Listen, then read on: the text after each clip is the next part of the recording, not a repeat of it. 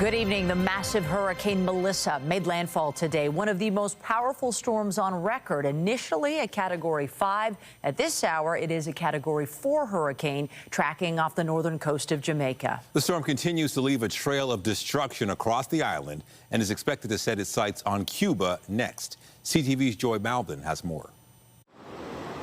With winds whipping up and rain washing over bridges, it's no time to be outside as Hurricane Melissa slams Jamaica. Hurricane sounds horrible outside. It just sounds as if somebody's pouring buckets and buckets of water. Take a look at this video from U.S. Air Force hurricane hunters, a menacing monster eye of the most powerful storm on the planet. Already packing ferocious winds of 295 kilometers an hour, and with all the rain, power is out to about a third of the island. Going to be a very dangerous scenario is now starting to play out in the next few hours. Catastrophic wind damage expected in the eye wall here, total building failures. Some 6,000 people evacuated to shelters, and with airports closed, thousands of tourists are stranded, including Canadians like Alex Green, hunkering down at a resort. Oh, I see a low stage in my resort. I've been told they have a generator and a backup generator and a backup generator for the backup generator. As Hurricane Melissa slices through the island, it has already claimed lives. Authorities warn of utter devastation to farming and structural damage, and all they can do is wait it out. As the eye get closer, we are expecting that to intensify. As predicted, there will be extensive damage beyond our imagination. And that was CTV's Joy Malvin.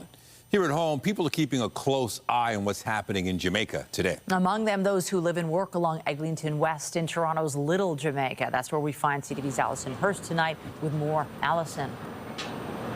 Michelle, we've been speaking with a lot of Torontonians who have been trying to get in contact and stay in touch with friends and family who are in Jamaica as Hurricane Melissa barrels down, now listed as a Category 4.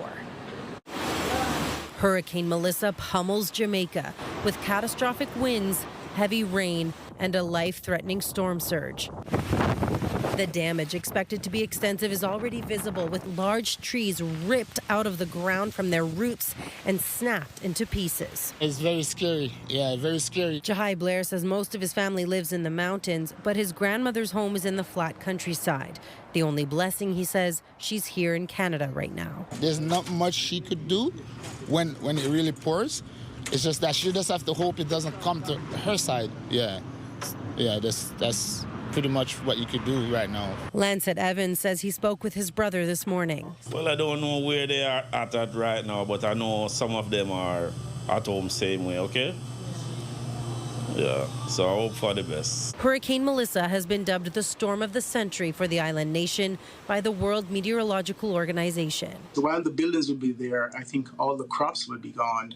All the vegetation will be gone, so food will become a challenge. For sure, I could see that. Water could become a problem as well. There are also Canadians stuck in resorts. It's nerve-wracking. I'm sitting here now, I'm talking to you. I'm starting to think about it. I'm getting a little shakes on, but we'll see. We'll see what happens. At the end of the day, all you do is hope and pray and see what happens. David Barron says his resort has a shelter right on site. They have a huge convention center that's been all boarded up and locked down for us just to get in, and then they'll board us up and keep us here till the hurricane passes over. Global Medic is ready to respond with water purification units, a drone team, and family emergency kits. Global Medic is always working to have pre-positioned aid as available as possible before something hits the ground so that we're able to respond as soon as possible to families affected. Ricky Salmon says his family noticed the weather change this morning. Experience weather, bad breeze.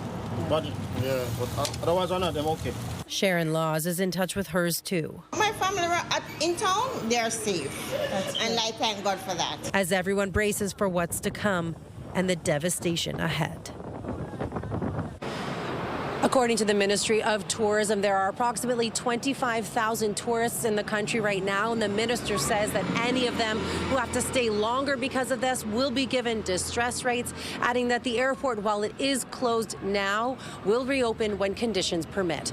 Reporting live, I'm Allison Hurst. Michelle, back to you. Thank you, Allison. And while we enjoy beautiful sunshine in Toronto this hour, we take a live look at Jamaica, where Hurricane Melissa has barreled across the island on a path off the northern coast. Our Lindsay Morrison has been tracking this system all day long. She joins us live now with the latest. Lindsay. Yeah, Michelle, we watched this storm officially make landfall just before 1 p.m. this afternoon. And landfall means that the eye wall has moved across the island. But as you can see, heavy rain continues in Haiti, parts of the Dominican Republic, and Cuba is next in line for this storm. But let's take a closer look at Jamaica. There's the eye. You'll notice the weakening that has happened somewhat, but within that eye wall, we have the strongest winds. There has been catastrophic storm surge and flooding, and it looks as though widespread power outages could last for some time. Now, it is a Category 4 hurricane, as mentioned, going to impact now Cuba through the overnight hours tonight, and then eventually the Bahamas and Bermuda. It was a Category 5 storm when it made landfall,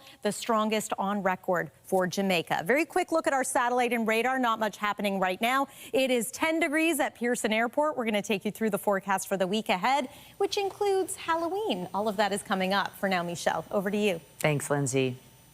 Well, it was a very late night for baseball fans. The Jays lost Game 3 of the World Series after a game that was, in fact, the length of 2 entire games. The record-tying battle went 18 innings before the Dodgers managed to break the tie with a walk-off home run. CTV's Sean Leathong is live tonight on the field at Dodgers Stadium. And Sean, the two teams are set to face off again in just under 2 hours' time. Not much rest. Not much rest, but it's not much rest for both teams, Nathan and Michelle. It is Game 4 of the World Series, and we know what happened last night. It was difficult for both teams to fight that through, but the Blue Jays were on the losing end. What we're waiting to find out is the starting lineup for the Blue Jays, because we know George Springer left the game with injury last night and Bo Bichette left the game with injury last night. Now, I'll step through and we can take a look at the Blue Jays had been on the field, just a little bit of warm-up, and towards batting practice, you can see in the near ground, Addison Barger is warming up, about to take BP. Now, he was taken out of the game early last night, so he might actually be a little bit rested. It was just a managerial decision. He's someone they're going to need to come through tonight. Now, Isaiah Kiner-Falefa would be the person to replace Bo Bichette at second base if he's in. He and John Schneider talked about being ready to go today. It's the World Series. Everyone's feeling good. They like these situations. You know, we've responded well in these situations. In terms of second win, no, man. It's just wake up, get ready to do it again. I think we just treat it like a day game, 1 o'clock Sunday day game in the regular season. Get into work, just get the bodies going. But a tough game overall last night, but got to flush it and find a way to get the bodies going for today. And yeah, just treat it like a Sunday 1 o'clock game. Now, just in the last couple minutes, the lineup did come out. It looks like George Springer is not playing. Bo Bichette is in the lineup tonight. Nathan Lucas will be hitting leadoff. Vladimir Guerrero will be second, and Bo Bichette will be hitting third this evening. Now, we go to talk about last night, what happened in that 18-inning marathon. The Blue Jays looked like they had something in the top of the 7th inning when Bo Bichette singled down the right field line and scored Vladimir Guerrero all the way from first. Now, after that happened, the Jays enjoyed that 5-4 lead for just a little under 20 minutes or so. That was before Shohei Otani hit the first pitch he saw in the bottom of the 7th inning for his second home run of the day. He had an RBI double as well. A massive day for Shohei Otani. He'll be the starting pitcher tonight. Now, I spoke to a few Jays fans today about how they feel after last night's game and going forward today. I think the boys grinded it out. They put everything out there, right? But it's the way baseball goes, right? So I think today they'll come back. A couple of the boys are rested. You know, they pulled a little bit early, but I think they're going to come through, and I think it's going to pay some dividends for the team today.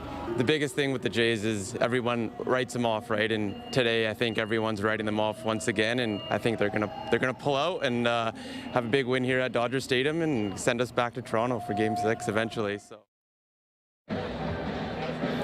So if they're going to go back to Toronto, they're going to have to win one of the next 2 games here. I'll step out of frame as we can see. That's Davis Schneider just getting his batting practice in. The Blue Jays will be on the field for the next 45 minutes or so. First pitch is just after 8 o'clock. Reporting live, I'm Sean Leathong. Nathan, Michelle, send it back to you. All right, thank you. Schneider might have a big role tonight. Well, with the time difference, it was an even later night for fans here in Toronto than it was for fans in Los Angeles. Sure was. That's a live look at Rogers Centre behind us. Thousands filled the seats last night to watch the epic 18-inning saga on the big screen, and they'll be doing it again tonight. Our Beth McTonnell is live outside the Dome with more on how fans are feeling after that loss. Beth. Michelle, Nathan, I was inside Rogers Centre for the watch party last night. I finished work just after midnight and I thought I'm just going to sit down and watch the rest of the game. Well, then it kept going and going and going, and then all of a sudden it was close to 3 in the morning. A lot of people around the city also stayed up late, only for disappointment. Otani, center cut fastball, ball swung, After Los Angeles tied the game in the 7th, it took another 11 innings to see the scoreboard change. I wanted us to win. I wanted it to be for us, but it's just never ending. Yeah. It was just out after out after out and nothing happening. I said, this is the inning. No, this is the inning. No, this is... And finally, in the 18th, it wasn't the inning. No, I've never watched 18 innings before. It was great. It was awesome. Outside Rogers Centre, excitement is building for Game 4, but some fans are still feeling the hangover from staying up into the wee hours, only to see the Toronto Blue Jays lose to the LA Dodgers in the end. It was like one more inning. We're going to stay up for one more inning. You know? Yeah, I don't know. We were just really hoping they would push a couple of runs across the board, and I don't know. We were just in it till the end, and yeah, it was a late night. It was a late night. Luckily, I didn't have to work too early this morning. But yeah, but I did stay up. Yeah, I just couldn't go to bed. Were you getting tired? I was, and I fell asleep, I think, in the 14th or 15th quarter, or inning. Maybe 15 innings? So close enough. Just 18 innings, and losing is such a Toronto team thing to do, so that's it. It was an emotional game for many, whether they were on the couch in front of the TV, in bed listening to the broadcast, or at the watch party inside Rogers Centre. They played great. There was chances on both sides. It was good defense. It was great. I just hope they bring it again tonight. It was draining. It was emotional. Too bad we didn't get the win, but it was great that we kept it close, especially being in LA. So hopefully we get a win tonight. A win that would tie the series. Many fans inside the Dome last night were describing the atmosphere as electric. I certainly felt that, and I expect the same again tonight. Reporting live, I'm Beth McTonnell. Michelle, back to you. Thank you, Beth. And still ahead, the Otani factor as the superstar moved to the pitching mound tonight after putting on a show in Game 3. We explore Shohei's impact in L.A.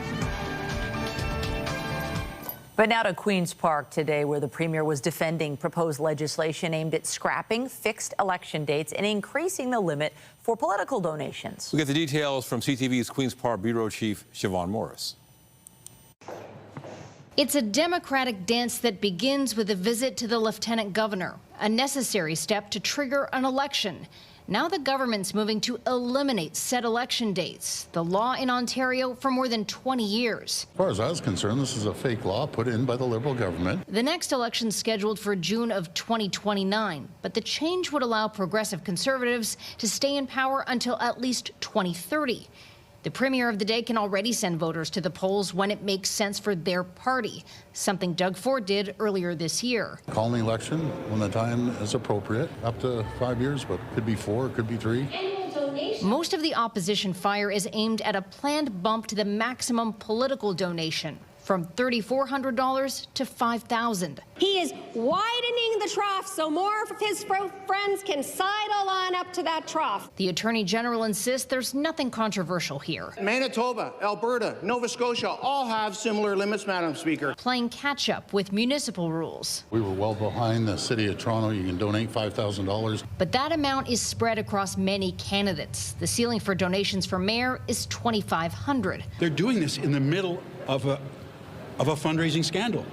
What does that tell you about that? Opposition parties keep leaning on the Premier to fire the Minister of Labour over what looks like preferential treatment in awarding Skills Development Fund grants. They're just opening the floodgates to more Greenbelt scandals and slush development fund scandals. The government's also moving to make permanent a per-vote subsidy. The Attorney General says it's about maintaining a balance between private and public money in elections.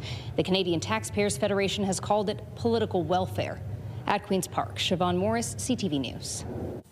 If you've been looking for help getting into the housing market, you'll appreciate this.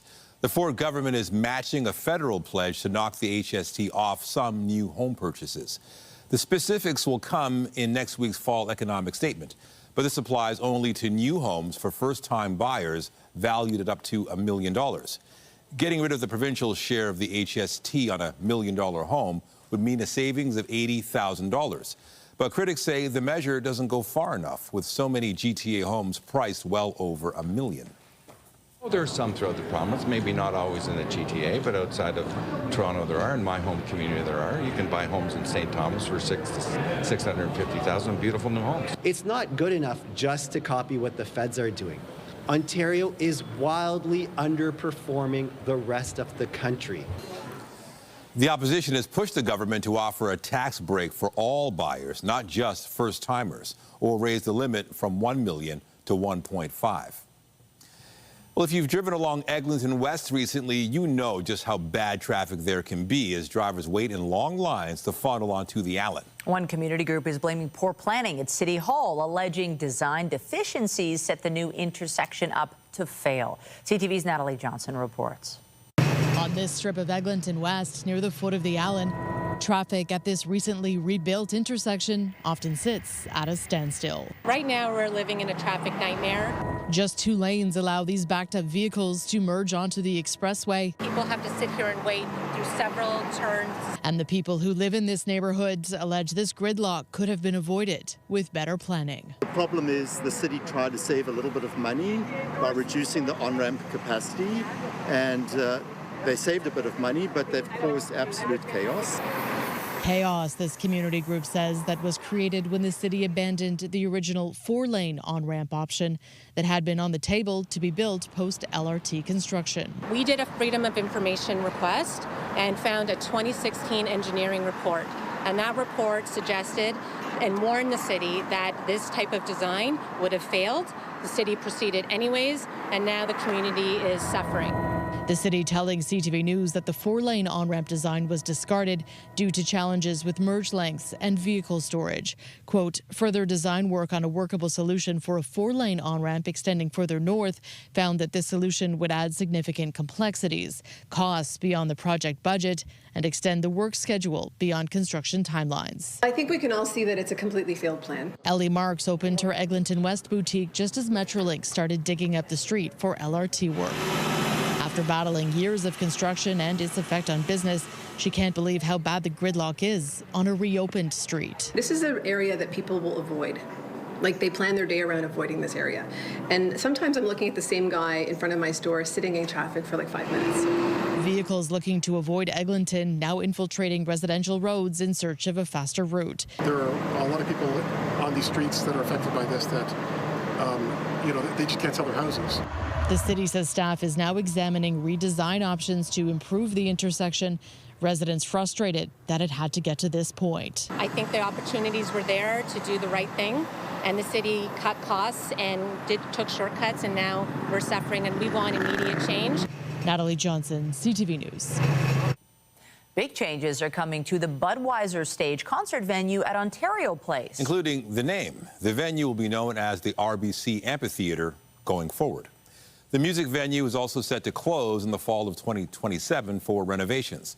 The work will include adding summer lawn seating and movable enclosures for winter concerts. The roof will also be rebuilt to accommodate movable panels to enclose the pavilion during cooler weather. Our focus in modernizing RBC Amphitheatre was improving the fan and artist experience and creating a year-round live music destination for the city, province, and fans from around the world. Operating year-round, the amphitheater is set to significantly increase its show count, expecting to host more than 1.5 million fans a year. The RBC Amphitheater will reopen in the spring of 2029 and debut as an all-year venue by the summer of 2030. The Prime Minister is now in Singapore, where he is meeting with the country's political and business leaders. And later this week, he'll have a face-to-face with China's president. The goal remains the same, to drum up investment for Canada with new partners, as Mark Carney's relationship with Donald Trump is uncertain. CTV's Judy Trin reports from Singapore. You have 40% of global trade coming through here. As he surveys Singapore's massive state-of-the-art port with its CEO, the Prime Minister is reaching into his Rolodex to find new partners to invest in Canada's major projects. Our Prime Minister is very well connected globally to not just political leaders, but to corporate leaders, leaders of significant investment firms, sovereign wealth funds. Meanwhile, U.S. President Donald Trump is being courted. Sana Takaichi, Japan's first female leader, gave Trump a golf club owned by her predecessor, the late Shinzo Abe, and promised to nominate him for the Nobel Peace Prize. Then they signed an agreement to cooperate on critical minerals. But tonight I'm more confident than ever that the friendship between the United States and Japan is strong as it can be. After missing each other in Malaysia, Carney and Trump will both be in South Korea for the Asia-Pacific Economic Summit. At APEC, both have bilateral meetings set up with China's Xi Jinping. When asked if Canada would break with the U.S. and drop tariffs on Chinese EVs, Carney said it's too soon to decide. There's no preset offer issue. This is the difference between relationship and transaction. The Prime Minister will spend less than 24 hours in Singapore before traveling to South Korea for another economic summit. Tensions are expected. Since Trump broke off trade negotiations, he said that he will not meet with Carney at APEC. Judy Trin, CTV News, Singapore. Coming up, exhilarating, exhausting, epic. So many emotions, so many innings. We unpack the game that wouldn't end as Jays fans recharge for tonight's Game 4. And I'm Pat Foran. Coming up on Consumer Alert, no one likes to get a bill for more than they were expecting, but some homeowners say they've been hit with massive water bills. One woman in Pickering got one for $11,000, and a person in Scarborough got one for $8,000. All of that story, that's just ahead. 9 degrees this hour at Pearson Airport, but you would have found it a little cooler by Lake Ontario today. Once again, thanks to an easterly wind gusting close to about 50 in the Hamilton area. Meanwhile, it is hot today in Los Angeles, and the temperature will be around 29 degrees for first pitch tonight. It will get a little bit cooler after the sun sets. Let's hope the Jays can do it tonight. We will take a look at your forecast for the first weekend of November coming up. And stay with us. We've got another full night of great shows for you right here on CTV. When you see it happen, send it to CTV News. Text 10400 from your screen to ours. Text 10400. You can expect a bigger water bill if you have a swimming pool, sprinkler system, or just use a lot of water. But sometimes you get an unexpected huge bill if you have an undetected plumbing issue you are not aware of. Here's Pat Foran with a Consumer Alert. Pat. Thanks, Michelle and Nathan. We get a lot of complaints about water bills, but usually they may be a few $100s more. That's still a lot of money. But two families were shocked to get bills for $8,000 and $11,000, and they're expected to pay them. This Scarborough house has 5 washrooms, and earlier this year, the City of Toronto said it appeared there must be a water problem in the home. The owner was shocked to get a water bill for more than $8,000. I was thinking that I will get heart attack because my husband doesn't have any job right now. My both parents has cancer at home, and suddenly I got this bill. Shahana Pervin contacted the city to say there must be an issue with the water meter as she wasn't using any more water than usual. She says she hired 2 plumbers to check for leaks and says they didn't find any. So I called another plumber to check everything, and that plumber also said no, there is no leak, nothing. When we reached out to the City of Toronto, a spokesperson said city staff determined the water meter continues to provide accurate readings. We hypothesized the homeowner was experiencing a leak. A Pickering resident says she was also stunned to get a water bill from Durham region for more than $11,000. I had to read it several times before I could. Am I missing a zero, or my eyes are imagining zeros? Ines Hamid says she also had someone come to her home to check for leaks and says they couldn't find one. I found out I did not have any water leak. Everything is intact. Everything is in place. When CTV News reached out to Durham Region, a spokesperson said, "We do not comment on individual accounts. However, common causes include undetected plumbing issues, such as continuously running toilets. Homeowners are advised to listen for running water in underused bathrooms or to use food dye to check toilets for leaks." In Hamid's case, her bill was reduced from $11,000 to $7,000. She paid it, but still wants a refund. I would like to have my money back because I'm a student, I'm a single mom, and it's wrong. Pervin also has to pay her bill, but remains convinced she never had a leak in her home. I cannot pay this bill. I cannot afford this bill. And most water departments have an appeals process. If you get a large bill, a utility may offer to reduce it or set up a payment plan. But if you don't pay it, it will go on your property taxes, and you'll also have to pay interest. On your side, I'm Pat Foran. If you have a consumer story idea, email us at alert@ctv.ca. All right, let's talk about the forecast. And first, though, the Jays. I'm not asking for much, but can we win the game and do it in 9 innings? And just a nice 9-inning game. I know. It's like I'm trying to come up with words to react to what you're saying right now, but I'm so tired from watching 18 innings till 3 in the morning last night. And wow, it's impressive. It'll be impressive to see the Jays head back and do it again tonight after, you know, all that energy. But what a fun event. Yeah, we're crossing all our fingers and toes, and I don't think you're the only one, Michelle, who stayed up until 3 in the morning. So hopefully a little bit of sunshine out there today did its part to wake you up. Temperature-wise, we weren't too bad today. Tomorrow is going to be very similar. Another mix of sun and cloud kind of day with seasonal temperatures. Enjoy that because things are going to change for the end of the week. Let's show you what it looked like at one point earlier today. And I think this shot is so cool because we've been talking about how there's been a little more cloud cover along the shoreline of Lake Ontario impacting downtown and predominantly the West End. So this is what that looked like on the satellite, and from our CTV News chopper earlier on. And there's a bit of sunshine. As you can see, it was shining through as well. All is clear on the satellite and radar right now. You can see where that cloud cover was. It has since dissipated, and we are in for a pretty clear night tonight. And high pressure is going to be dominant for the majority of the day tomorrow as well. Again, it's Thursday where things are going to start to change. So we've got this area of low pressure making its way up from the United States. Timing wise, into your Thursday morning, this is where we see the possibility of some wet weather. In fact, it's going to be pretty widespread. So showers or periods of rain on and off through the day. We're going to pause this again around 6 p.m. just to show you that we're still dealing with scattered wet weather. Heavier pockets expected around the GTA areas to the west and to the east as well.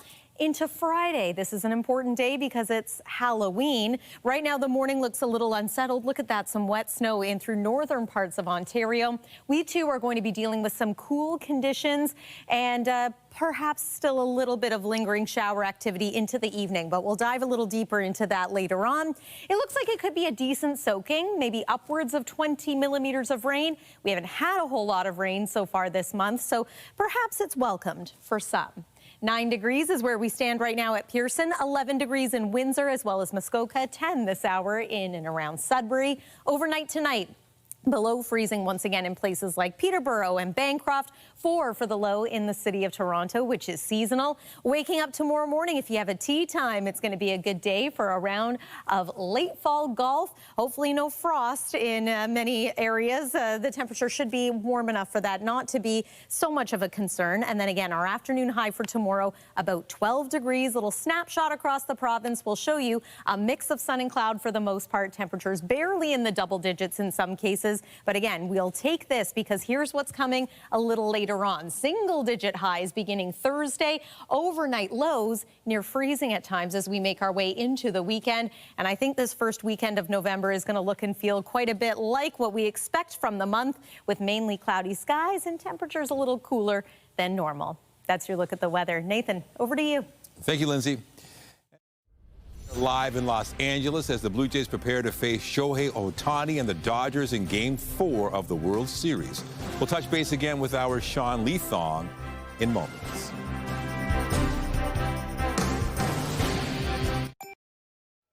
Back now to Dodgers Stadium. CTV Sean Leathong is live on the field as we get closer to game time. Sean, I was thinking about you when the game went past 2 in the morning, our time, but you look sprite. How did the Jays players look at this hour?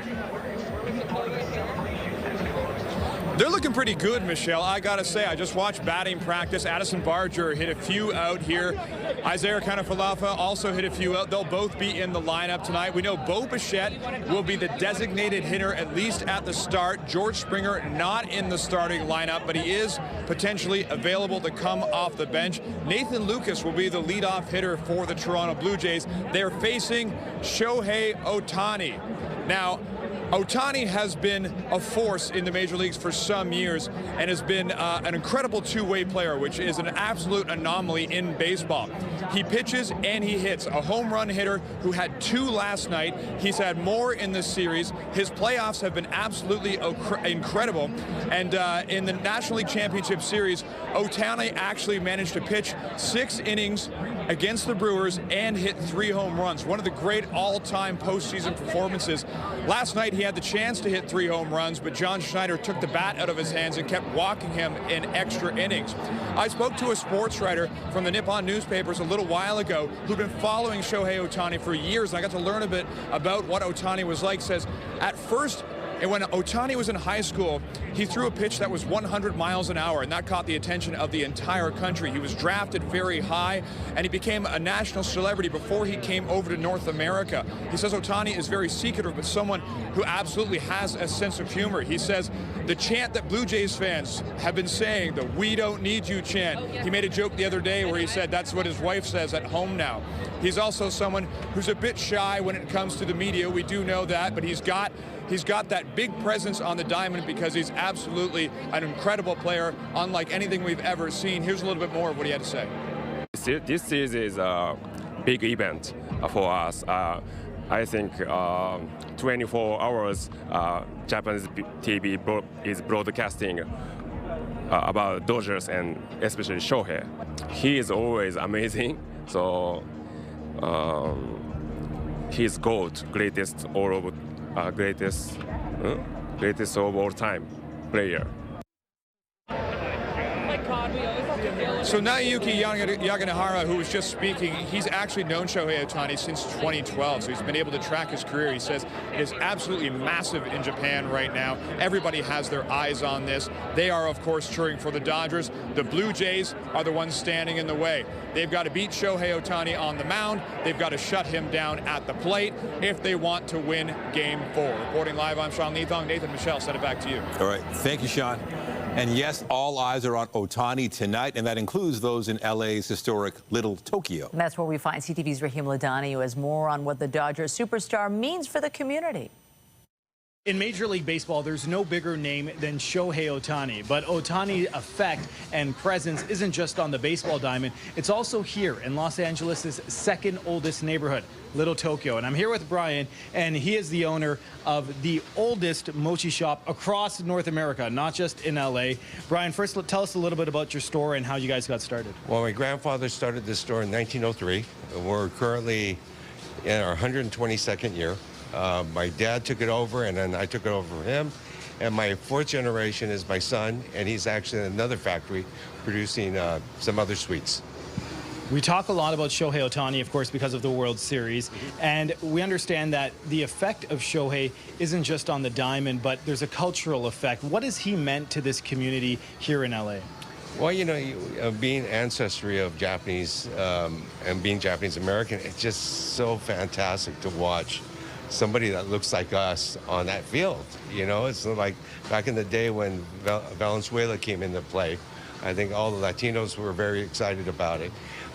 Shohei has come out here and just been just a tornado coming through here. And we just love him, Yamamoto and Sasaki. We're looking for the best for them.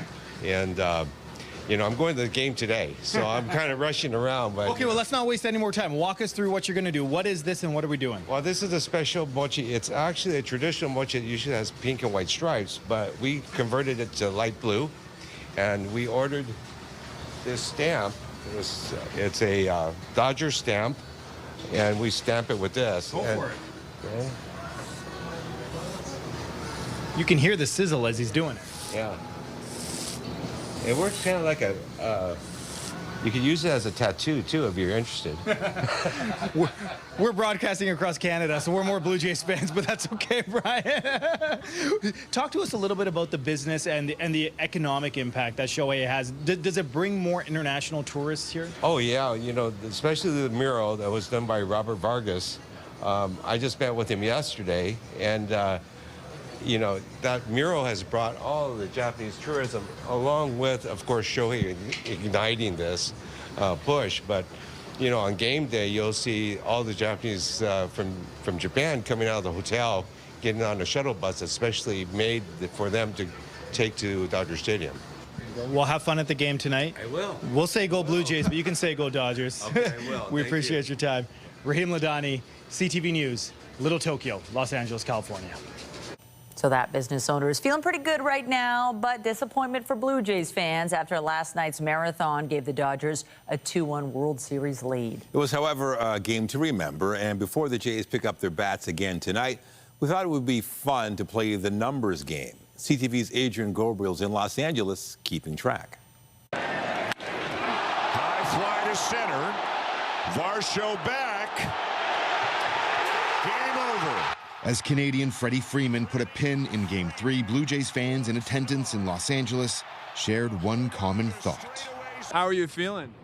Tired. And with good reason. The 18-inning game that tied a Major League record for the longest in World Series history took 6 hours and 39 minutes to complete. 19 pitchers took to the mound for both the Jays and the Dodgers. Combined, they threw 609 pitches. My heart has never beaten so fast. Too many bases loaded and no runs. Too many innings, no runs. While draining at times for fans and players, there were also moments of levity, including a 14th inning stretch. And that's what's going on right now. What will you remember most about being part of what is now tied as the longest World Series game in history? For me, it's going to be the excitement, all of the energy that was coming from the players, but the fans as well. And it was exciting, exhilarating, exhausting, and most of all, truly unifying. Longest game in World Series history, whatever it is, tied for it. I mean, these guys are enjoying it. They were in the right mindset and the right headspace the entire time. This postseason is proving to be a marathon. The race is still far from over. Going to be running on adrenaline tonight, but let's go, Jays, go. The most significant statistic from last night's game may have come from Shohei Otani. 2 doubles, 2 home runs, becoming the first player in Major League Baseball postseason history to reach base 9 times in a single game. Now, the Jays are down, but they're not out. The sun is still shining here at Dodger Stadium. It's a new day at the ballpark.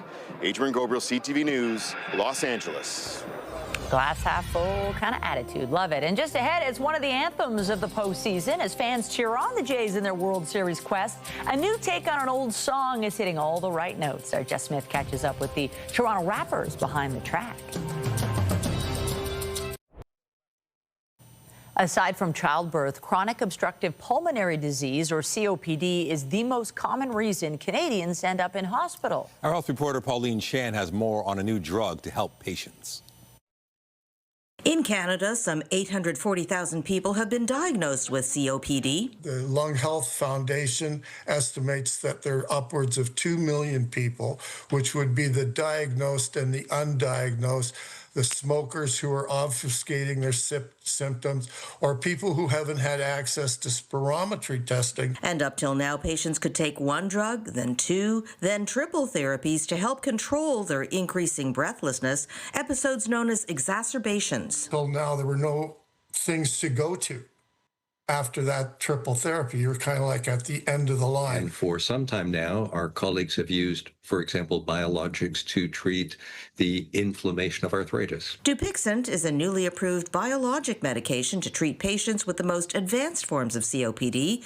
COPD causes 4.4% of all deaths in Canada, and it's not just the disease itself that kills. Often it's the complications. It's the associated heart disease or stroke. COPD Canada says having a new level of treatment is significant, and it urges provincial officials to arrange coverage quickly because the bulk of patients are of retirement age or older. It's a financial imperative because they're retired, they're sick, they're getting sicker, and these things give them some hope. Dr. Ken Chapman believes biologics will play a key role in treating COPD and reducing deaths in the future, but only if patients can get diagnosed. Many patients are in and out of the emergency room with nobody in charge, and we've all heard about the lack of family doctors who might be tracking this, but they're overburdened. So I'm concerned that this very effective therapy reaches people who need it. Pauline Chan, CTV News. 2 Canadian companies will partner with the U.S. to build nuclear reactors. B&M Bloomberg's Marilla Fernandez has the details. Cameco mines uranium, and with Brookfield Asset Management, it will work with Washington to build the large reactors. The U.S. will help arrange $80 billion worth of financing and handle approvals. The AI build-out demands an enormous amount of energy. The U.S., like Canada and others, is looking for ways to feed that demand. Cameco shares spiked more than 25% today on news of the agreement. Amazon confirmed today it's laying off 14,000 people, about 4% of its corporate staff. The big tech firm says it's using AI to become more efficient. In 2023, Amazon slashed 27,000 jobs across its retail, human resources, and cloud divisions. Apple became the third company to be valued at $4 trillion U.S. NVIDIA hit that milestone already. Microsoft has also hit the mark. Apple's latest iPhone is in high demand, pushing the stock up 9% since its debut in September. Here are the closing numbers for the day. The Canadian dollar is up to 71.75. West Texas Intermediate crude is down more than $1 to 60.15. Western Canadian Select is down slightly to 48.60. And the TSX gained 143 points today. Those are your business headlines. I'm Marilla Fernandez. The Business Report is brought to you by Canadian Western Bank, the bank built for business. Canada Post has laid off dozens of managers. Officials say it is a continuation of corporate-wide restructuring efforts to better align with the management team with the future needs of the organization. There's been no word about just how many people are affected. The federal government has asked the Crown Corporation to reduce its management and overhead costs by at least 15%. Meantime, negotiations between Canada Post and its striking workers are set to resume later this week with a mediator, but no specific date was given. The two sides haven't talked since the corporation tabled an updated offer on October 3rd. The strike began more than a month ago after Ottawa introduced changes that allow for an expansion of community mailboxes, adjustments in delivery standards, and the closure of some post offices. Stay with us. More CTV News at 6 when we return. Get Toronto's top stories, breaking news alerts, and watch live. Download the CTV News app. It's a familiar song for Jays fans, but with a refresh for the team's postseason run. CTV's Jessica Smith introduces us to the Scarborough recording artist and the Juno Award winner behind the song. Putting a new spin on an old classic. Scarborough-based recording artist, producer, and lifelong Blue Jays fan Azim Hawk teamed up with legendary Canadian artist Shaw Claire to show their love for Canada's team on a remix of Let's Go Blue Jays. I hit up Shaw Claire because I'm like, who else represents Toronto more than that man, right? So it was an honor for me because I grew up listening to his music too. So for me bringing those two worlds together, it was just incredible for me and him. just about showing love for the Jays because we're all Jays fans, and we're all hometown Toronto Scarborough boys and Canadian boys and everything like that, you know. The song was released at the start of the season and has taken off with this World Series run, going viral on social media, even being featured at home games with a video produced by Sportsnet. Both artists say they're overwhelmed with the outpouring of support. And I'm glad people love it, and I'm glad people are taking it in and knowing that this is songs for our hometown, our home country, and we're very proud of it. I think that's the most beautiful part about it all, because especially not just the song, but the Jays, it's bringing everybody together, and I think right now that we need that. Hawk even included his nephews, ages 10 to 16, on the track. Really? Yeah. Because I wanted to bring that kid element too, so I'm like, you know what? Get in the booth. After Game 3 ending in dramatic fashion, both artists are looking ahead, hoping this song helps hype up fans. I always take this one thing in. Maestro always says is, he says, don't make music, make history. And I believe what we did with this record is making history. Both Azim and Chaclair are thrilled the song is resonating with people online and on social media, and they hope it continues to inspire Jays fans to cheer on the team. Jessica Smith, CTV News.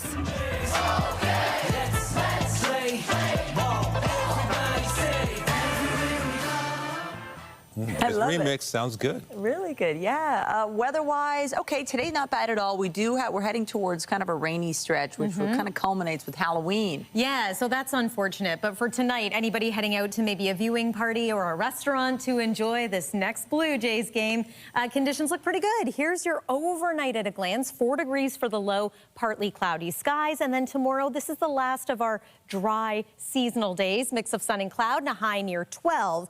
And then, as mentioned, things do get a little more unsettled for Thursday and for Halloween on Friday. Next 2 nights in LA will be filled with sunshine before that sun sets, and those temperatures are a little warmer than normal. Here's the 7-day forecast. Michelle and Nathan. Thank you so much, Lindsay. That's it for us, but you can join Omar Sachedina tonight at 11 for CTV National News, followed by Zoraida Allman with our next local newscast at 11:30. Meantime, our coverage continues anytime on CP24 and online at ctvnewstoronto.ca. For Lindsay Morrison and all of us here at CTV News, thanks for watching and have a great night.